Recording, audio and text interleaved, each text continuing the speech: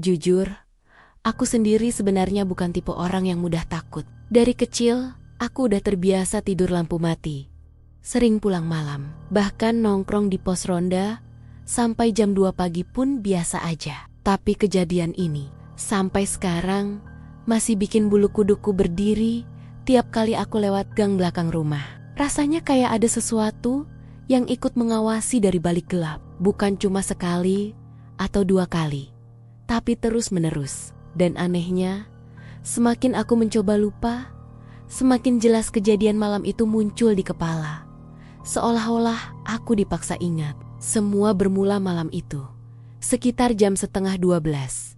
Malamnya tuh panas banget, gerah yang gak wajar. Angin kayak berhenti, pepohonan kaku, bahkan suara jangkrik pun nyaris gak ada. Biasanya, daerah rumahku itu ramai suara malam mentah, suara motor lewat, anak muda nongkrong, atau paling gak suara ayam tetangga yang tiba-tiba ribut tanpa alasan. Tapi malam itu sepi banget, sampai aku bisa dengar detak jam dinding dari dalam rumah. Karena gerah, aku keluar ke teras, mau ngambil angin sebentar sambil minum teh hangat. Aku pikir angin luar pasti lumayan, tapi ternyata sama aja. Udara diam, kayak terperangkap. Pas aku duduk di kursi kayu dekat pintu, rasanya ada hawa aneh nyentuh kulit. Bukan dingin kayak biasanya, tapi dingin yang menusuk sampai tulang. Dingin yang bikin tengkuk mendadak berat. Tapi aku masih mikir positif. Mungkin karena kecapean kerja seharian. Lagian, malam panas gitu biasanya banyak nyamuk. Jadi dingin sedikit aku syukurin. Aku tarik napas dalam-dalam, mencoba rileks. Tapi, baru beberapa detik aku duduk. Tiba-tiba aku dengar suara perempuan.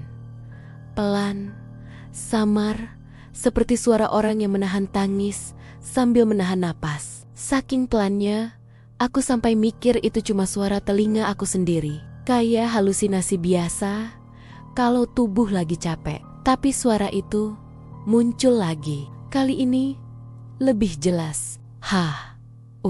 Suara yang rawan, serak, kayak orang sakit yang lagi berusaha bicara tapi gak bisa. Dan yang bikin aku makin gak enak, nadanya dingin. Kayak suara itu keluar dari tenggorokan yang udah lama gak dipakai bicara. Awalnya aku kira itu suara Bu Imah, tetangga belakang, yang sering berantem sama suaminya. Mereka memang sering ribut. Dan kadang terdengar suara nangis kalau lagi cekcok. Tapi kali ini beda. Tangisannya itu gak kayak orang sedih atau marah. Kedengarannya kayak orang yang putus asa, kayak orang yang kehilangan sesuatu. Aku diam, kupingku otomatis pasang mode waspada. Aku mencoba ngecek arah datangnya suara dari gang samping rumah. Gang itu memang gelap, cuma ada lampu kecil di ujung. Itu pun suka mati hidup karena kabelnya udah tua. Aku mencondongkan tubuh sedikit, mencoba mendengar lebih jelas. Dan pada saat itu, aku dengar suaranya memanggil sesuatu atau seseorang. Rum, pelan, seperti bisikan yang diseret angin. Tapi angin malam itu nggak ada. Suara itu kayak muncul dari kejauhan, tapi juga terasa dekat di telinga. Seperti orang berdiri tepat di belakang dan membisikkan langsung. Aku langsung merinding, bener-bener merinding dari kepala sampai kaki. Bulu kuduku berdiri semua, jantungku mulai berdetak lebih cepat. Tapi aku mencoba tetap tenang. Aku gak mau langsung takut. Aku masih berpikir, mungkin cuma suara anak kecil main, atau suara TV dari rumah tetangga. Walaupun jelas-jelas rasanya berbeda. Aku tetap duduk, mencoba bersikap normal, tapi pikiran udah kemana-mana. Apalagi pas tiba-tiba aku dengar suara lain. Suara duk, seperti ada sesuatu jatuh dan menyeret tanah pelan-pelan. Suara itu ritmenya aneh. Bukan suara langkah kaki, bukan juga suara hewan, tapi lebih seperti sesuatu yang berat dipaksa bergerak. Aku masih mencoba nalar. Paling kucing, pikirku. Kucing kampung di daerah rumahku memang banyak. Kadang suka dorong ember jatuh atau loncat-loncat di pagar. Tapi saat aku muter pandangan ke arah asal suara, sesuatu dalam diriku langsung bilang, "Jangan." Tapi tetap aja rasa penasaran menghajar rasa takutku. Akhirnya aku berdiri pelan, jalan mendekat ke pagar depan. Aku ngintip dari sela kayu pagar yang agak renggang, gelap, kosong, gak ada siapa-siapa. Bahkan kucing pun gak ada. Hawa di situ terasa lebih dingin dari bagian teras lainnya. Kayak bagian itu menyedot semua kehangatan di sekitar. Aku menelan ludah, tenggorokan. Rasanya kering. Aku mau balik duduk. Tapi sebelum aku sempat mundur, suara itu muncul lagi. Ruum, kali ini lebih panjang, lebih jelas, lebih nyata. Kayak dipanggil dari balik gang gelap yang jaraknya cuma beberapa langkah dari pagar rumah. Aku refleks mundur selangkah. Nafasku mulai gak teratur. Ada perasaan kayak dia ngeliatin aku.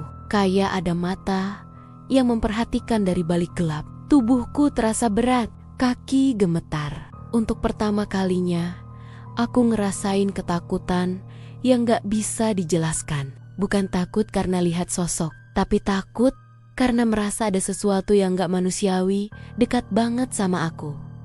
Aku coba akalin diri sendiri. Udah halu, ngantuk ini. Tapi pikiran itu langsung hancur waktu tiba-tiba angin dingin menyapu tepat di leherku dari arah gang cepat. Menyentuh. Tapi udara malam itu sama sekali nggak ada angin. Aku tahu itu. Aku merasakannya dari tadi. Aku buru-buru masuk rumah. Tapi sebelum sempat nutup pintu, aku dengar lagi suara seretan itu. Duk, duk, duk. Dan kali ini terdengar lebih cepat, lebih dekat, seperti mengikuti langkahku. Aku berhenti di ambang pintu, ragu antara tutup pintu atau memastikan lagi. Tapi rasa ingin tahuku lebih besar. Aku ngintip sekali lagi. Dari celah pintu yang terbuka sedikit. Gelap total, tapi beda. Gelapnya itu bukan gelap biasa. Rasanya kayak ada sesuatu di sana. Sesuatu yang sedang berdiri di kegelapan, tapi nggak mau terlihat. Dan dari arah gelap itu, aku dengar suara napas. Napas berat, pelan, panjang. Aku langsung menutup pintu sepat-sepat dan mengunci. Jantungku hampir copot. Tanganku gemetar waktu nahan handle pintu. Takut-takut kalau ada yang dorong balik dari luar. Tapi gak ada apa-apa. Sunyi. Tapi bukan sunyi yang menenangkan. Sunyi yang bikin punggungmu dingin. Karena kamu tahu, kamu sedang tidak sendirian. Aku bersandar ke pintu. Mencoba tenang. Tapi hawa dalam rumah pun berubah. Hening banget. Bahkan jam dinding yang tadi berdetak keras, tiba-tiba terdengar lebih pelan. Aku merasa seluruh rumah kayak mengawasi aku. Aku coba alihkan perhatian dengan nyalain TV. Tapi saat TV menyala, gambarnya sempat goyang dan muncul suara statis yang aneh sebelum akhirnya normal. Itu makin bikin aku gak nyaman. Beberapa menit aku duduk di sofa, mencoba bernapas normal. Tapi otakku terus memutar ulang suara tadi. Room. Suara itu tiba-tiba terasa familiar. Kayak aku pernah dengar nama itu, tapi aku gak yakin. Di mana aku coba ingat-ingat. Nama Ningrum itu sebenarnya sering muncul di kampungku dulu. Tapi samar, rasanya ada hubungannya dengan sesuatu yang dulu pernah dibicarakan orang-orang tua waktu aku masih kecil. Tapi karena dulu aku masih bocah, aku gak terlalu merhatiin. Malam itu, aku bener-bener susah tidur. Setiap kali aku merem, suara itu kedengeran lagi. Kadang jauh, kadang kayak tepat di belakang kepala. Sampai aku beberapa kali duduk tegak karena ngerasa ada yang berdiri di pojokan kamar. Tapi tiap aku nyalain lampu, gak ada apa-apa. Tapi hawanya tetap dingin, bahkan lebih dingin dari biasanya. Aku tidur sambil lampu menyala. Itu pertama kalinya dalam hidup aku merasa lebih aman dengan lampu terang. Besok paginya, aku bangun dengan kepala berat. Aku kurang tidur dan merasa gak enak badan. Tapi hal yang pertama kali aku lakukan adalah keluar rumah untuk lihat kondisi depan pagar. Aku takut ada jejak apapun yang membuktikan kalau malam tadi bukan cuma suara. Dan betul, tanah depan pagar yang semalam kering tiba-tiba kayak tergaris panjang. Seperti ada sesuatu yang berat diseret dari arah gang menuju pagar rumahku. Garis itu dalam dan jejak itu berakhir tepat di depan pagar, lalu hilang begitu saja. Tanah di sekelilingnya juga kayak basah, padahal semalam gak hujan sama sekali. Aku langsung merinding lagi, rasanya perutku mual. Ada sesuatu yang jahat terjadi semalam, sesuatu yang bukan manusia. Dan itu pertama kalinya aku dengar nama yang kemudian bikin satu kampung gak bisa tidur, bertahan-tahan. Kemudian, Ningrum. Besok paginya, begitu matahari sudah agak naik dan suara ayam tetangga mulai terdengar lagi, aku langsung cerita ke ibu. Aku sebenarnya bukan tipe orang yang gampang cerita soal hal-hal aneh. Tapi yang kemarin malam itu terlalu nyata buat dipendam sendiri. Waktu aku duduk di meja makan dan mulai buka suara, ibu yang lagi motong sayur langsung berhenti. Pisaunya menggantung di udara. Raut wajahnya berubah, seperti ada sesuatu yang tiba-tiba mengusik pikirannya. Dia gak langsung menanggapi. Dia cuma menatap aku lama, seakan memastikan apakah aku serius atau cuma bercanda. Baru setelah beberapa detik hening, dia akhirnya tarik napas panjang dan bilang, "Kamu dengernya di gang samping rumah ya?" Aku langsung merinding lagi, karena aku sama sekali belum bilang kalau suara itu datang dari gang samping. Ibu seolah sudah tahu persis dari mana asalnya. Waktu aku tanya kenapa dia tahu, dia cuma pelan ngomong, "Ya, dari dulu kalau ada yang dengar suara, pasti dari arah situ." Kalimat itu kayak mukul kepalaku keras. Jadi ini bukan kejadian baru, sudah pernah ada sebelumnya.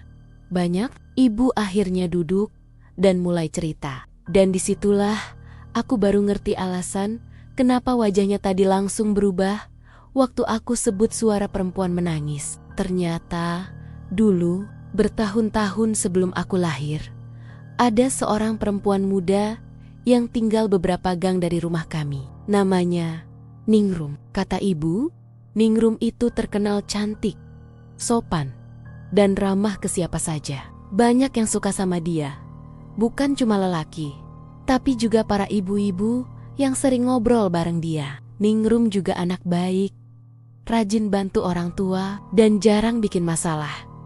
Aku waktu itu masih belum mengerti apa hubungannya cerita ibu dengan suara semalam. Tapi aku terus dengarkan. Ibu bilang, Ningrum meninggal dengan cara yang sangat gak wajar, kecelakaan. Katanya, tapi bukan kecelakaan biasa. Ningrum ditemukan dalam keadaan yang membuat orang sekampung ngomongin beliau selama berminggu-minggu. Waktu itu, malam hari sekitar jam 9, Ningrum pulang dari rumah bibinya yang agak jauh.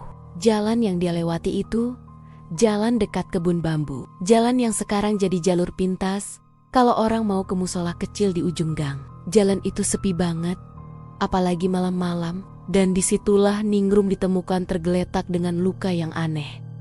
"Aneh gimana?" tanyaku. Ibu agak lama sebelum menjawab. Badannya memang luka-luka, karena katanya jatuh dari motor. Tapi ibuku menelan ludah. Posisi tubuhnya itu gak masuk akal, kayak habis diseret sesuatu. Rambutnya belepotan tanah, matanya terbuka lebar, dan katanya tangannya mengarah kayak mau minta bantuan. Aku memejamkan mata. Rasanya perutku mual, bukan karena gambaran tubuh itu, tapi karena aku yakin suara semalam itu mirip seperti orang yang meminta tolong.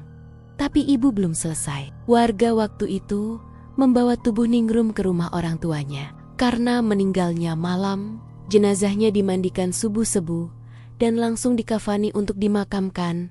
Setelah salat duha, semua ibu-ibu ikut bantu dan para lelaki menyiapkan pemakaman. Tapi ada kejadian yang bikin mereka semua mulai takut.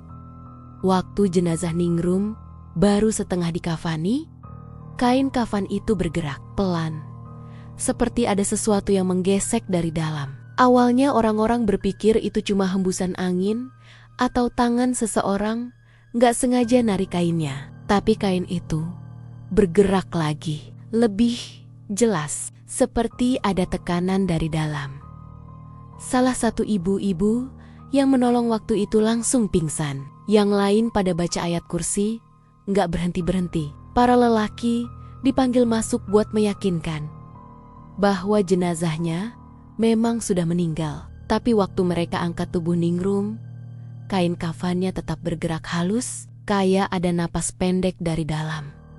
Waktu ibu cerita sampai situ, aku merinding begitu keras sampai jari-jariku terasa dingin. Bukan karena cerita itu sendiri, tapi karena aku bisa membayangkan suara serak semalam itu bisa saja datang dari sosok yang sama.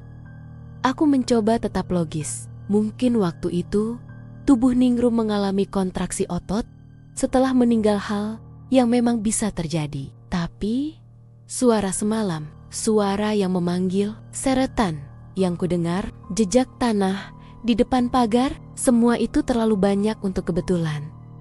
Ibu bilang, banyak warga waktu itu yakin Ningrum meninggal tidak wajar. Ada yang percaya dia diserempet kendaraan yang langsung kabur. Ada yang bilang dia jatuh sendiri karena kondisi jalan gelap. Ada juga rumor yang lebih gelap, tapi jarang ada yang berani membahasnya.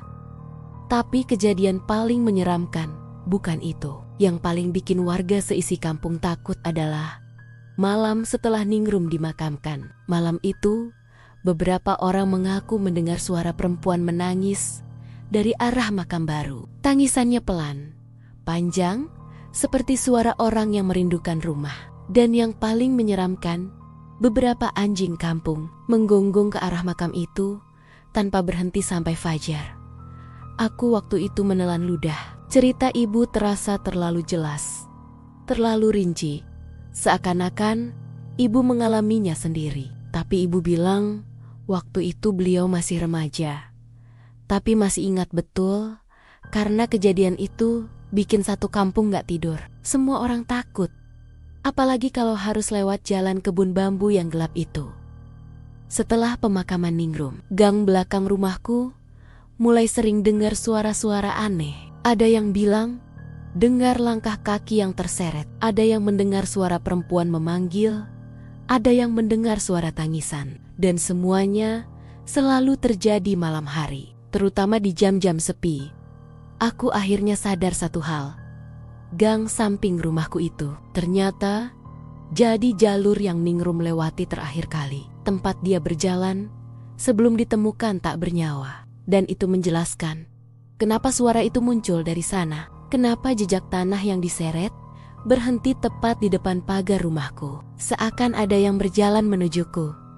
Ibu melihat wajahku yang pucat dan langsung memegang bahuku. Kamu nggak apa-apa tidur semalam? Kamu lihat sesuatu? Tanyanya. Aku nggak bisa jawab jujur. Kalau aku bilang aku mendengar suara memanggil Rum, pasti ibu makin takut. Jadi aku bilang cuma dengar suara tangisan saja. Tapi ibu tetap kelihatan makin khawatir. Dia bilang yang bahaya itu kalau kamu dengar namanya. Kalau sudah dengar, biasanya dia sedang dekat. Kalimat itu langsung membuat jantungku mencelos. Karena semalam aku nggak hanya dengar tangisan. Aku dengar panggilan, bukan panggilan lengkap, tapi jelas seperti menahan suara panggilan yang tertahan di tenggorokan. Aduh, itu berarti dia kemarin memang dekat. Aku jadi makin gak nyaman, tapi ibu menambahkan sesuatu yang bikin aku tambah gelisah. Katanya, beberapa orang yang pernah mendengar suara itu biasanya bakal mengalami kejadian-kejadian lain dalam beberapa hari berikutnya. Entah itu mimpi buruk, melihat bayangan putih di pojokan mata, mendengar langkah kaki di halaman, atau ngerasa ada yang berdiri di belakang mereka waktu lagi diam. Tapi yang paling parah adalah 2 orang yang dulu pernah melihat kain kafan bergerak di rumah duka. Dua-duanya mengalami gangguan tidur bertahun-tahun. Setiap bulan, pada tanggal meninggalnya Ningrum. Mereka selalu mimpi melihat perempuan berjubah putih berdiri di kaki ranjang, memanggil pelan-pelan. Begitu mereka bangun, selalu ada tanah basah di dekat jendela kamar. Aku menelan ludah. Rasanya tenggorokanku kering sekali. Setiap cerita ibu seperti menambah batu di dadaku. Aku bahkan merasa hawa rumah yang terang pagi itu berubah sedikit mencekam. Ibu bilang dulu ada yang mencoba mengadakan doa bersama untuk Ningrum agar arwahnya tenang. Tapi anehnya, setiap kali doa itu dilakukan, selalu ada kejadian aneh. Seperti lilin tiba-tiba padam sendiri. Atau suara kursi bergerak dari dapur, padahal semua orang sedang berkumpul di ruang tamu. Bahkan pernah waktu pengajian kecil di rumah orang tuanya, air kendi tumpah sendiri ke lantai. Tanpa digeser, tanpa dipegang, tanpa disentuh. Ayahku yang waktu itu ikut pengajian, bilang dari awal memang terasa suasana aneh. Hawa di ruangan terasa berat. Dan setiap kali doa dipanjatkan, ada suara seperti orang tersedak tertahan di pojokan rumah. Ayahku menegaskan, itu bukan suara manusia. Cerita-cerita itu mungkin terdengar seperti gosip kampung bagi orang luar. Tapi waktu ibu menyampaikannya padaku, aku bisa lihat jelas di matanya, kalau apa yang dia ceritakan itu bukan bualan. Itu benar-benar terjadi. Dan saat ibu menatap aku sambil berkata, kamu harus hati-hati. Kalau lewat gang itu malam-malam, lebih baik jangan keluar rumah. Kalau nggak penting, aku merasakan dingin yang sama seperti yang kurasakan semalam. Dinginnya bukan dari udara, tapi dari ketakutan yang mulai merayap. Yang bikin aku makin gak enak. Ibu bilang kalau suara duk, duk yang aku dengar semalam itu persis seperti suara yang dulu sering warga dengar beberapa hari setelah pemakaman. Banyak warga bilang itu suara pocong yang melompat atau diseret. Tapi ada juga yang bilang itu suara kain kafan yang dipaksa bergerak. Waktu itu, aku kira cerita warga cuma lebay. Aku selalu pikir mereka suka membesar-besarkan hal-hal mistis. Sampai aku sendiri mengalami teror itu. Sampai aku mendengar suara seretan. Sampai aku melihat tanah di depan pagar rumahku bergaris panjang, seperti ada sesuatu yang merayap. Sampai aku mendengar suara memanggil Rum. Rum seperti orang yang memaksakan suaranya dari balik liang kubur. Dan sejak ibu cerita panjang lebar itu, malam-malamku gak pernah sama lagi. Malam kedua itu, sebenarnya aku gak merencanakan apa-apa selain pulang, mandi, terus tidur. Badan rasanya capek banget habis ronda karena dari jam 9 malam udah keliling kampung, ngecek pos ronda, sampai bantu angkat karung beras, bantuan yang baru datang. Tapi semua rasa capek itu mendadak hilang waktu aku mulai memasuki gang rumahku. Entah kenapa, begitu aku belok dari jalan utama dan masuk ke gang itu, suasananya berubah total. Dari tadi angin cukup kencang, sampai jaketku beberapa kali berkibar. Tapi pas masuk gang, anginnya hilang gitu aja. Seperti ada tembok besar yang memblokir udara dari luar. Jalanan yang biasanya masih agak rame sama suara TV dari Rumerama juga mendadak sunyi. Gak ada suara orang batuk, suara motor lewat, bahkan suara sandal gesek dari bapek-bopak yang biasa. Nongkrong sampai larut, sepi, sunyi banget, sampai aku bisa dengar napasku sendiri. Belum cukup sampai situ, anjing tetangga yang biasanya berisik minta ampun, seperti tahu aku lewat, malam itu sama sekali gak ada suara. Biasanya kalau aku lewat, pasti ada aja 1-2 anjing yang gonggong. Entah karena kaget, atau cuma ingin ribut. Tapi sekarang, hening, seolah semua makhluk yang hidup di gang itu lagi menahan napas. Aku coba santai, walaupun jujur, hati udah mulai gak tenang. Paling cuma kebetulan, malam Jumat soalnya, gumamku dalam hati. Mencoba menghargai nalar. Aku percepat langkah, karena makin lama heningnya gang itu bikin aku gak nyaman. Tapi begitu aku sampai di dekat kebun pisang kebun, yang dari dulu memang gelap banget. Walaupun ada lampu, jalan di ujung aku mendadak berhenti. Ada sesuatu, bukan suara langkah, bukan suara angin, bukan suara hewan, tapi suara napas.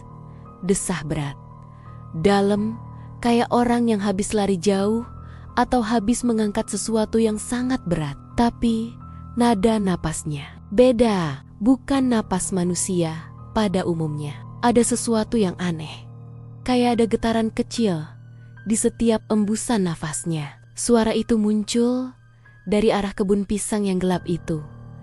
Aku gak bisa langsung lari. Anehnya, tubuhku malah kaku, seolah ada tangan tak terlihat yang menekan pundakku, membuatku berdiri tegak tanpa bisa bergerak. Bukan tangan yang kasar, tapi dingin. Dingin seperti air sungai di tengah malam. Deg-degan jelas, jantungku rasanya berdetak sampai ke telinga. Suara napas itu makin jelas, makin dekat, dan rasanya makin nyata. Aku coba angkat kepala pelan-pelan, karena rasanya kalau aku gerak terlalu cepat, sesuatu bakal muncul dari balik gelap itu. Keringat dinginku udah turun sampai ke punggung. Aku memaksa leherku untuk menoleh sedikit ke kiri, dan di sanalah aku melihatnya. Di antara bayangan batang-batang pisang yang bergerak pelan, ada satu bentuk tubuh yang berbeda. Tingginya nggak terlalu besar, tapi cukup untuk membuat tubuhku menegang seketika. Kain kafan putih yang lusuh, kotor tanah, menyelimuti seluruh tubuhnya. Bukan putih bersih seperti di film, tapi kusam, kecoklatan, penuh lumpur. Ikatan di bagian kepala dan kaki sudah longgar, seperti sudah terlalu lama dibiarkan. Dia berdiri, hanya berdiri, tapi bukan berdiri dengan normal. Tubuhnya goyah pelan ke kanan dan kiri, seperti orang yang berusaha tetap berdiri walaupun sudah sangat lelah atau sakit. Setiap kali tubuhnya goyah, kain kafannya terdengar menyeret sedikit di tanah. Yang paling membuatku terpaku adalah bagian wajahnya. Kain kafannya memang menutup seluruh wajah, tapi ada bagian yang robek kecil, tepat di sekitar mata. Dari sana terlihat dua mata, bukan mata manusia. Hitam, pekat, dalam, seperti lubang yang bisa menarik. Siapapun yang menatapnya terlalu lama, aku gak bisa menjerit. Mulutku kering, lidahku terasa kaku. Pocong itu, atau apapun itu, menggerakkan kepalanya pelan, seolah menyadari keberadaanku. Tubuhnya berhenti goyah, lalu diam. Tapi anehnya, walaupun dia diam, kain kafannya masih sedikit berkibar. Padahal tadi angin mati total, seolah ada angin lain yang cuma bergerak di sekitar tubuhnya. Aku masih gak bisa gerak, cuma bisa berdiri sambil menelan ludah yang rasanya pahit. Dan tepat di saat tubuhnya benar-benar berhenti, suara itu muncul lagi. Suara perempuan, serak dalam, seperti berasal dari tenggorokan yang sudah kering berhari-hari. Pulangin aku, pulangin aku. Nadanya memohon, tapi mengerikan. Suara itu bukan keluar dari mulut yang terbuka malah. Nggak ada bentuk mulut sama sekali, tapi aku jelas mendengarnya. Pulangin aku. Suara itu terasa dekat, sangat dekat. Padahal pocong itu berdiri beberapa meter di depanku. Aku langsung gemetar. Suara itu bukan hanya terdengar, tapi seperti menyusup ke dalam dadaku, seperti menggema dari dalam kepala. Aku mau teriak, tapi suaraku gak keluar. Tiba-tiba pocong itu bergerak, bukan melompat, bukan melesat, tapi tubuhnya maju pelan, menyeret, seperti seseorang yang dipaksa berdiri, padahal kakinya gak kuat. Suara kain kafan yang bergesekan dengan tanah terdengar jelas. Seretannya panjang, berat, dan ritmenya tidak manusiawi. Bukan langkah kaki, bukan lompatan, tapi tarikan lambat yang seakan berasal dari tubuh yang sudah rusak. Aku tersadar, aku harus lari. Dan itu seperti memutus tali tak terlihat yang menahan tubuhku selama ini. Aku tiba-tiba kembali bisa gerak. Dan tanpa mikir panjang, aku langsung putar badan dan lari sekencang-kencangnya. Napasku ngos-ngosan, tapi rasa takutku lebih besar daripada rasa capek. Aku gak berani nengok ke belakang, tapi suara itu suara kain yang diseret di tanah terus terdengar mengikutiku. Seret, seret, seret. Dengan tiap suara seretan itu, perasaanku makin kacau, seolah suara itu makin dekat, makin cepat. Aku tahu dia gak melompat, tapi kenapa suaranya terasa semakin mendekat? Aku sempat hampir jatuh karena sandal jepitku tersangkut batu kecil, tapi aku paksa terus berlari. Nafasku udah gak beraturan, dada terasa sesak, seperti habis ditonjok, tapi aku gak berani berhenti. Di ujung gang, lampu jalan masih menyala, tapi malam itu cahaya lampunya terasa seperti jauh banget. Padahal biasanya cuma beberapa puluh meter, seolah jarak itu memanjang sendiri. Pulangin aku, suara itu lagi, tapi lebih dekat, jauh lebih dekat. Entah dari mana tenaga itu datang, aku memaksa kakiku untuk berlari lebih cepat. Begitu aku keluar dari gang dan mencapai depan rumahku, aku langsung buka pagar tanpa peduli bunyinya keras. Aku masuk, tutup pagar, lalu lari masuk rumah dan kunci pintu. Begitu pintu terkunci, baru aku jatuh terduduk. Nafas masih berat, tenggorokan terasa sakit, jantung seperti mau copot. Aku gak tahu apakah suara seretan kain itu masih ada karena telingaku berdenging. Tapi beberapa detik kemudian, aku dengar sesuatu. Suara kecil, tepat dari luar pagar rumah. Rum, rum. Aku menutup mulutku sambil merapat ke dinding, mencoba gak bersuara sama sekali. Lututku gemetar. Aku gak tahu apa dia berhenti di luar atau berjalan pergi. Yang aku tahu, malam itu aku sama sekali gak tidur. Dan besoknya, aku baru sadar bahwa gang tempat aku bertemu pocong itu adalah gang yang sama dengan tempat Ningrum dulu ditemukan setelah kecelakaan. Gang yang sama, tempat darahnya dulu mengering di tanah, dan suaranya sama seperti cerita orang-orang. Suara yang minta dipulangkan, sosok yang gak pernah pergi. Setelah kejadian malam itu, tubuhku rasanya masih gemetar sampai siang hari. Aku tidur cuma setengah jam, itu pun sambil ngigau dan kaget sendiri setiap ada suara kecil dari luar. Begitu matahari muncul, aku langsung keluar rumah. Rasanya aku butuh lihat langit cerah, butuh dengar suara ayam, suara anak kecil main, atau apa saja yang bisa meyakinkanku bahwa dunia masih normal. Tapi perasaan itu gak pergi. Setiap kali aku kebayang suara seretan kain itu, bulu kuduku langsung berdiri. Makanya, begitu aku ketemu beberapa warga yang lagi nongkrong di depan warung Bu Ida, aku langsung nyamperin mereka. Bukan mau sok kuat, tapi aku bener-bener butuh ngomong sama seseorang. Butuh tahu apakah aku satu-satunya orang yang melam-melam melihat hal kayak gitu. Di luar dugaan, ternyata bukan cuma aku. Yang pertama cerita itu Pak Randy, lelaki berumur 40-an yang rumahnya paling dekat dengan komplek kuburan. Dia orangnya santai, jarang kelihatan takut, bahkan sering ketawa-ketawa sendiri kalau ada cerita hantu. Tapi waktu aku ceritain apa yang aku lihat malam sebelumnya, ekspresinya berubah, senyumnya hilang. Aku juga Le, katanya pelan sambil merokok. Tapi tangannya sedikit tremor. 2 minggu yang lalu, kami semua langsung diam. Bu Ida yang lagi ngaduk es teh pun mandangnya serius.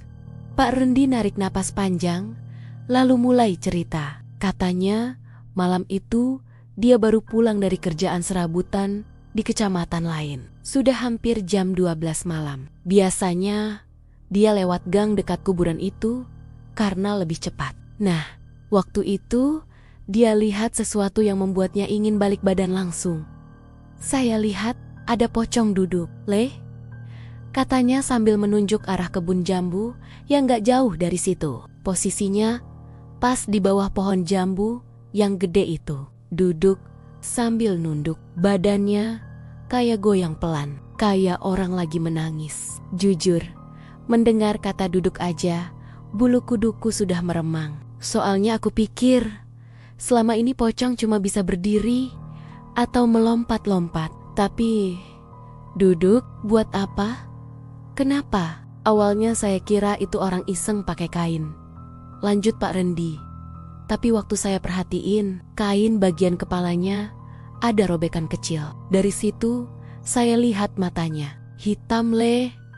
Hitam banget, bukan mata manusia. Aku langsung merinding. Dari ujung kaki sampai leher, itu sama persis seperti yang aku lihat. Robekan kecil itu dan mata hitamnya yang seperti menembus sampai tulang. Bu Ida tiba-tiba nyeletuk sambil menutup mulut. Astagfirullah, jadi bukan cuma aku yang lihat ya. Kami semua serentak nengok ke arah Bu Ida. Beliau biasanya cerewet dan santai. Tapi kali ini suara dan ekspresinya beda. Serius. Takut? Bu Ida lihat juga? Tanyaku cepat. Walaupun jujur, aku setengah berharap beliau bilang enggak. Beliau naruh gelas dan duduk pelan, lalu mulai cerita dengan suara agak gemetar. Dia bilang suatu malam, sekitar jam 12:30, ada kain panjang warna putih lewat di depan warungnya. Bukan terbang kencang kayak ditiup angin, tapi melayang pelan, sangat pelan, seperti ada seseorang yang tarik ujungnya dari kejauhan. Kain itu lewat gitu aja, katanya sambil menggambar gerakan melayang pakai tangan. Terus ngilang di tikungan depan musola. Padahal waktu itu angin gak ada sama sekali. Bu, bisa jadi plastik? Selaku memotong, mencoba membuat suasana gak terlalu tegang. Tapi Bu Ida langsung geleng. Plastik apanya le? Warnanya putih bersih, panjang, dan dinginnya itu. Lei, pas kainnya melintas di depan aku, badanku langsung menggigil. Kayak ada hawa aneh lewat. Hening lagi. Hening banget. Semua orang saling pandang. Tapi gak ada yang berani nyeletuk bercanda. Biasanya kalau cerita hantu, minimal Pak Rendi atau anak-anak muda itu suka goden. Tapi kali ini tidak ada yang berani tertawa. Aku pikir itu sudah yang paling buruk. Ternyata belum. Yang bikin suasana makin mencekam adalah cerita Pak RW. Beliau ikut duduk karena penasaran melihat kami. Serius banget. Setelah mendengar ceritaku dan cerita Pak Rendi serta Bu Ida, wajah beliau berubah. Bukan sekadar takut, tapi seperti sedang mengingat sesuatu yang harusnya tidak dia ingat. Aku sebenarnya gak pernah cerita hal ini ke warga. Katanya, perlahan. Soalnya takut bikin heboh. Takut fitnah. Takut keluarga Ningrum tersinggung. Kami semua menunggu. Nafas tertahan. Jantungku mulai berdegup kencang lagi. Tapi sekarang sudah banyak yang lihat. Lanjutnya, kayaknya sudah saatnya kalian tahu. Beliau mulai dari hari Ningrum meninggal. Ningrum itu anak baik. Kalian pasti tahu, senyum terus.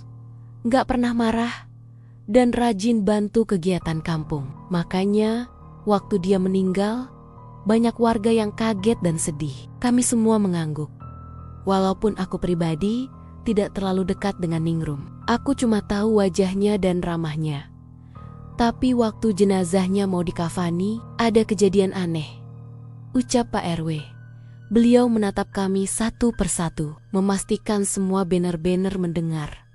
Badannya berat. Beratnya enggak wajar. Seperti ada sesuatu yang menahan. 5 orang laki-laki coba angkat. Tapi masih terasa seperti ngangkat batu besar. Aku merinding spontan. Rasanya seperti udara sekitar mengecil. Waktu itu, keluarganya ribut. Lanjut beliau, karena ada yang bilang, Ningrum meninggal gak wajar. Ada yang menyebut, karena kecelakaan misterius itu bukan kecelakaan biasa. Tapi, ada unsur lain. Aku menelan ludah, rasanya pahit. Setelah dikafani, ada satu kejadian lagi.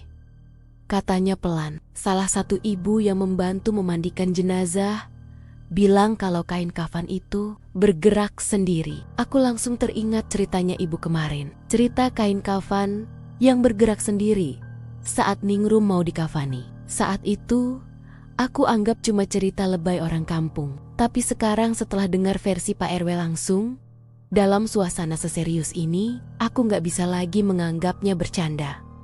Terus, tanya salah satu warga. Selesai dimakamkan? Kami kira semua selesai, kata Pak RW. Tapi 2 hari setelahnya, tanah di atas makamnya beberapa kali terlihat terangkat sedikit. Kayak ada sesuatu dari bawah yang mendorong. Bu Ida langsung mengucap istighfar berkali-kali. Aku sendiri rasanya mau muntah saking takut dan ngerinya. Awalnya aku kira cuma hewan, kata Pak RW cepat, seolah ingin menenangkan kami.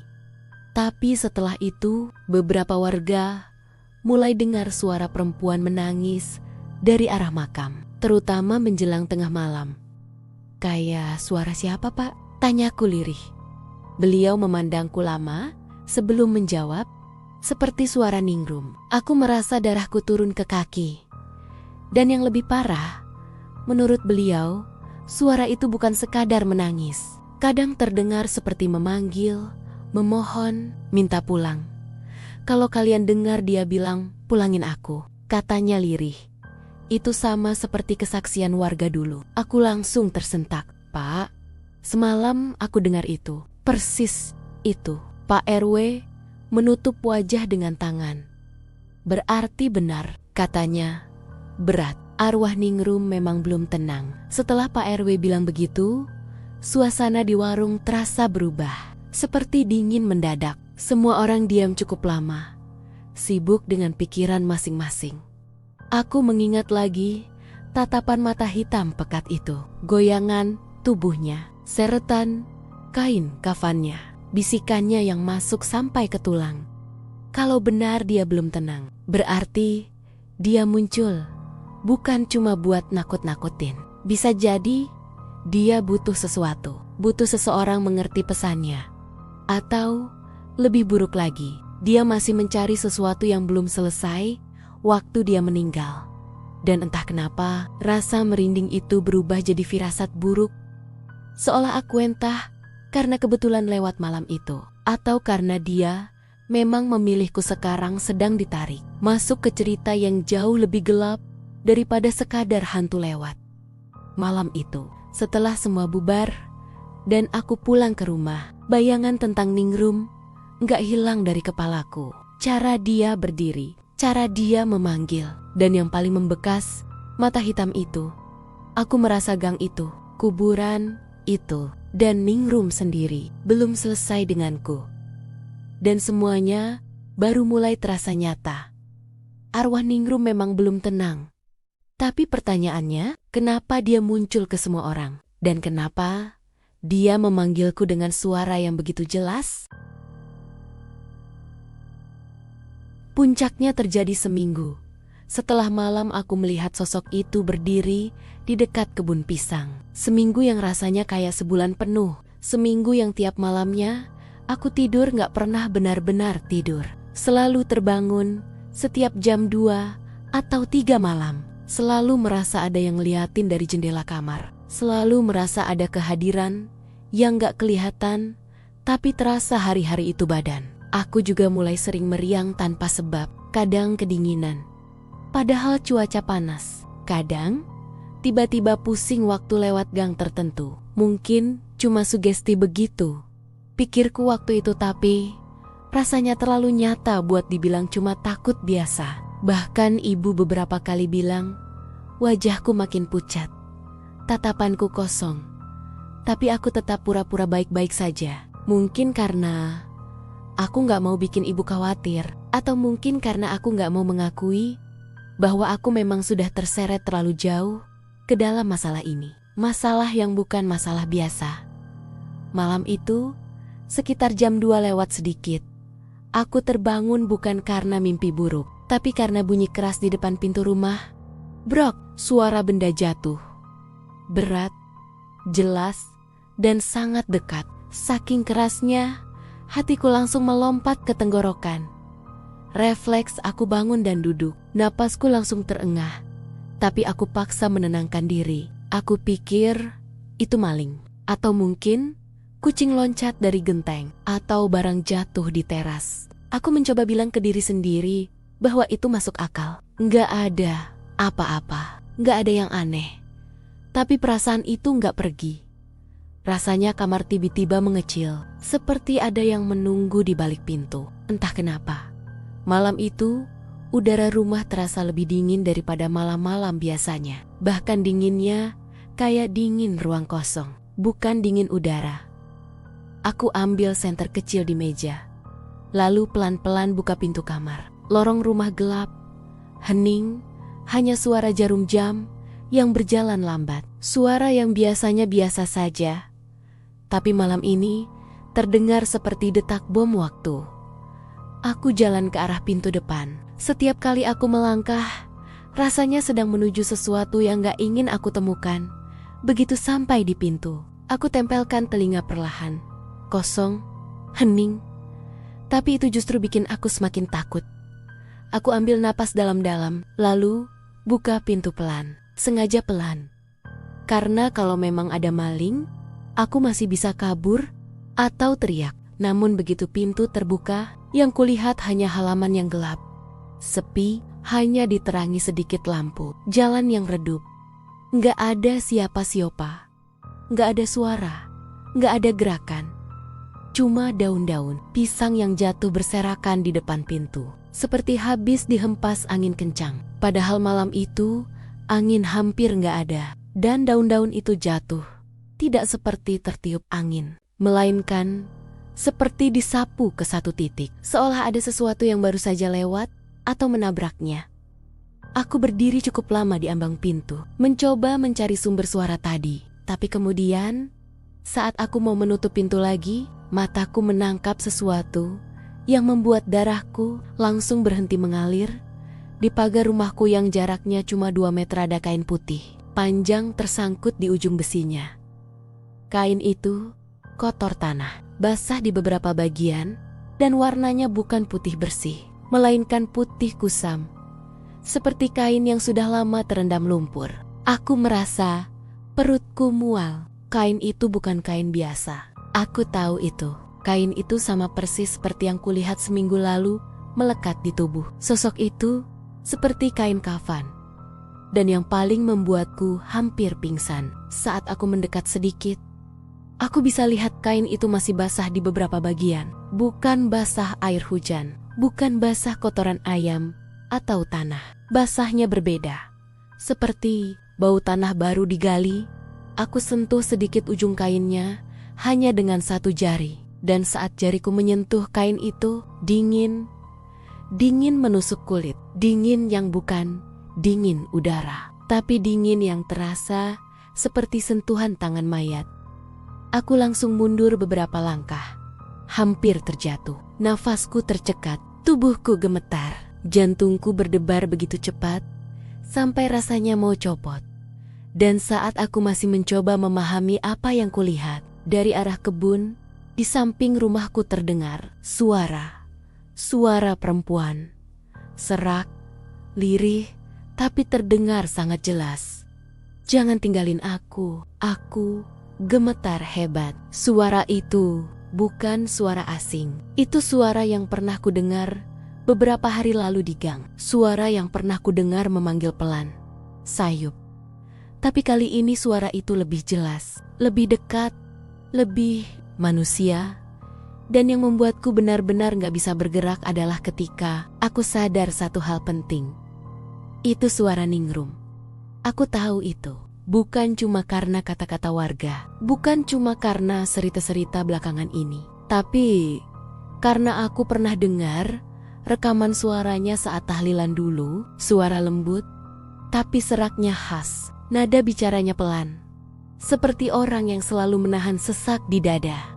Dan suara itu sekarang memanggil dari kebun samping rumahku sendiri. Rasanya seperti dunia berhenti. Semua suara lain menghilang. Bahkan suara jangkrik ikut mati. Yang tersisa hanya suara napasku yang memburu. Dan suara itu suara yang membuatku ingin lari, tapi kaki seperti menolak bergerak. Aku memejamkan mata, menggigit bibir, mencoba mengumpulkan tenaga untuk masuk ke rumah dan mengunci pintu.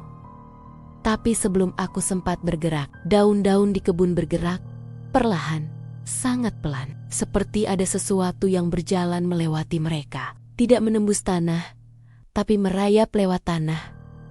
Aku langsung masuk rumah dan membanting pintu. Tubuhku gemetar, tangan hampir tak bisa memutar kunci. Begitu kunci terkunci, aku bersandar ke pintu dan terjatuh. Keringat dingin mengalir dari dahi ke dagu. Nafasku bergetar. Di luar pintu, aku dengar suara itu lagi lebih pelan, tapi lebih menusuk hati. Jangan tinggalkan aku. Aku merunduk, memeluk lutut, sambil berdoa, entah doa apa yang keluar. Aku cuma ingin suara itu hilang. Aku ingin pagi cepat datang. Aku ingin semua ini berakhir. Aku nggak tahu berapa lama aku dalam posisi itu. Mungkin 30 menit, mungkin 1 jam, mungkin hanya beberapa menit, tapi rasanya seperti seabad. Yang jelas, suara itu akhirnya perlahan menjauh.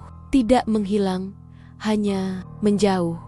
Saat semuanya benar-benar sunyi lagi, aku masih tidak berani berdiri. Baru ketika azan subuh terdengar dari musola, barulah aku membuka mata dan perlahan bangkit. Rasa dingin dari kain kafan yang kusentuh tadi masih menempel di jariku.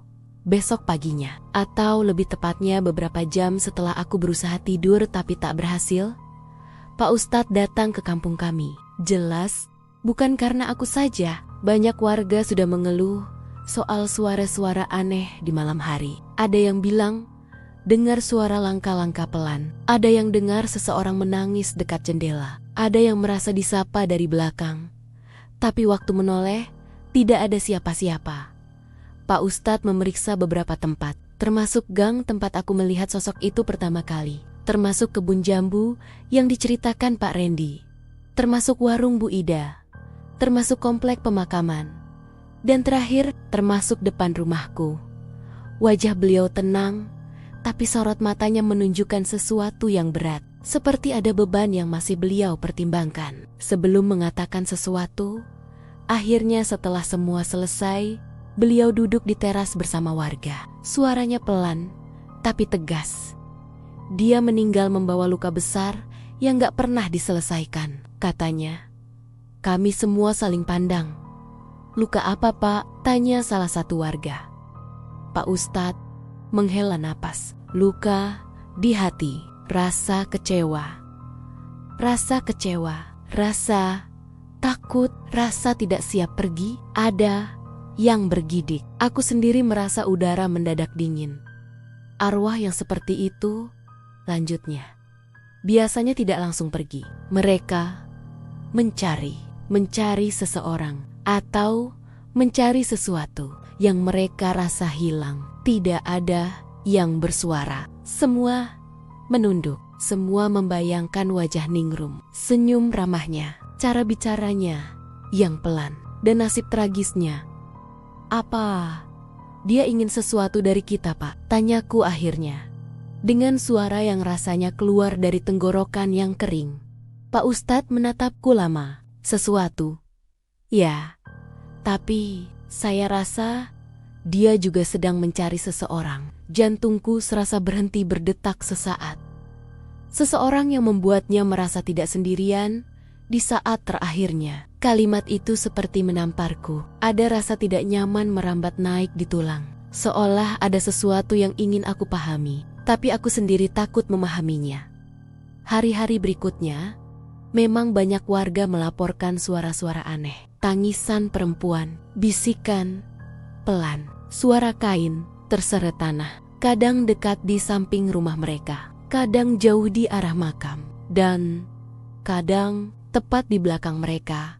Yang paling bikin warga tidak berani keluar malam adalah bisikan yang muncul hampir setiap lewat kuburan. Aku masih di sini. Bisikan yang pelan tapi jelas. Bisikan yang tidak sekadar suara, tapi seperti panggilan dari kegelapan. Dan entah bagaimana, warga tahu siapa pemilik suara itu. Dan entah kenapa, suara itu kadang terdengar lebih dekat saat aku lewat. Sampai hari ini, suara itu masih ada. Kadang muncul di tengah malam, kadang Terdengar seperti di depan pagar rumah, kadang seperti di sudut kebun. Selalu sama, selalu serak, selalu memohon. Selalu seperti suara Ningrum. Dan satu hal yang semakin hari semakin jelas. Pocong Ningrum tidak pernah pergi, tidak akan pergi. Selama ada yang belum dia temukan, selama ada yang belum dia tuntaskan. Dan entah kenapa, aku merasa aku sudah masuk ke dalam hidupnya. Atau mungkin dia yang masuk ke dalam hidupku.